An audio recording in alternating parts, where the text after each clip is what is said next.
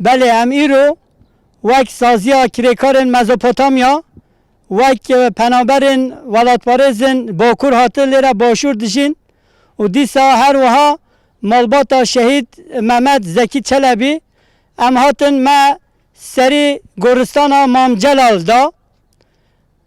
جبوی چی گورستانا مام جلال ام هاتن ایرو ما سردان کر جبرکو مام جلال کسایتکی ولاتپارز بو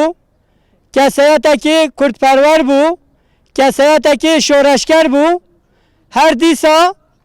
کسایتکی یکیتیا کردان دپاراست حتی داوی دگوت هوجه یکیتیا کردا پیک به سدام اویا ایرو ام هاتن مام جلال زیارت کرد ام وکی کردن باکور لیره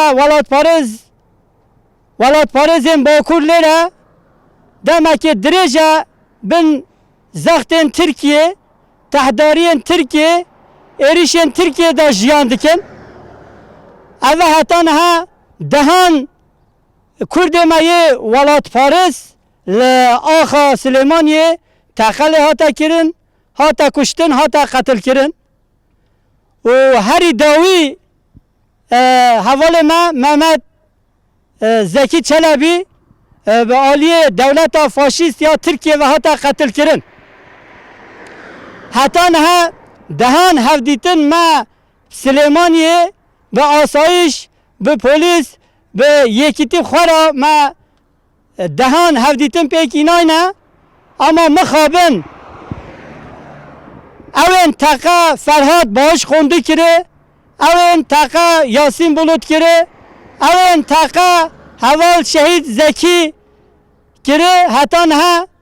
yek kujere wan nehatiya girtin nehatiya aşkara kirin çapemeniye da nehatiya parve kirin hatan ha ve hali da çi agahi nehatiya dayin meraji çi agahi nehatiya dayin Mam Celal te vakti da dgut az pişileki Kürt nadem deste düşmün İro Axa Süleymaniye ولاتپارستنا قتل کرن ریوبریا سلیمانیه حکومت کردستانه روشنبیر سلیمانیه چاپمنیا سلیمانیه چاپمنیا کردستانه هون همو بو چی بدنگن ev bedengiyş boy çi kane kuşar çima halkı ولاتپارزda nayt aşkara kirin ev istihbarata Türkiye çımap Süleymaniye cirit taveja. Em hatın veki ولاتپارزin Bakur ma